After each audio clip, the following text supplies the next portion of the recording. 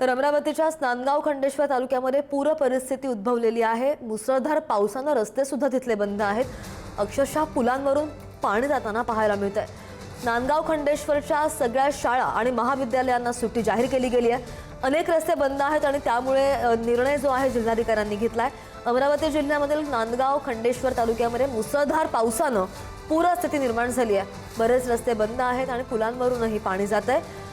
परिस्थितीची गंभीरता लक्षात घेऊन जिल्हाधिकाऱ्यांनी आपत्ती व्यवस्थापन कायद्याअंतर्गत आदेश जारी केलेले आहेत। आज सगळ्या शाळा आणि महाविद्यालयांना सुट्टी जाहीर केली आहे।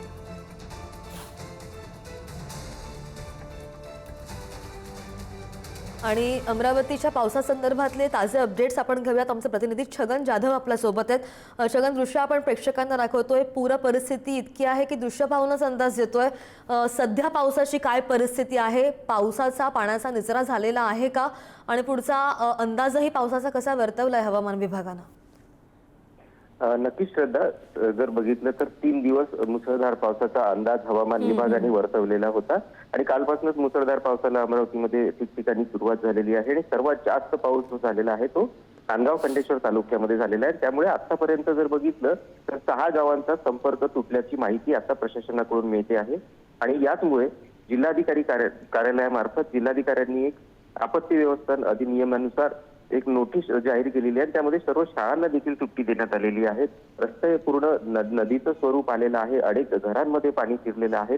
आता जी माहिती मिळते तसं त्या माहितीनुसार 100 लोकांना सुरक्षित ठिकाणी म्हणजे एका मंगल कार्यालयामध्ये व्यवस्था करून त्या ठिकाणी ठेवण्यात आल्याची माहिती आहे, कारण त्यांच्या घरामध्ये पाणी शिरलेलं आहे आणि पाण्याचा जोर सकाळपासून आजही कायम आहे। अजूनही पाणी थांबलेलं नाहीये, पाऊस थांबलेला नाहीये।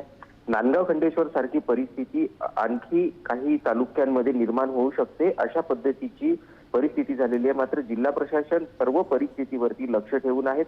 ज्या ठिकाणी मदत कार्य हवे असल्यास तात्काळ मदत कार्य त्यांच्यापर्यंत पोहोचवण्यात येईल, अशा पद्धतीची यंत्रणा जिल्हाधिकाऱ्यांनी हाती घेतलेली आहे। त्यामुळे आता उद्याचा दिवस आणखी अमरावतीसाठी कठीण आहे, कारण उद्याचा देखील रेड अलर्ट अमरावतीला देण्यात आलेला आहे।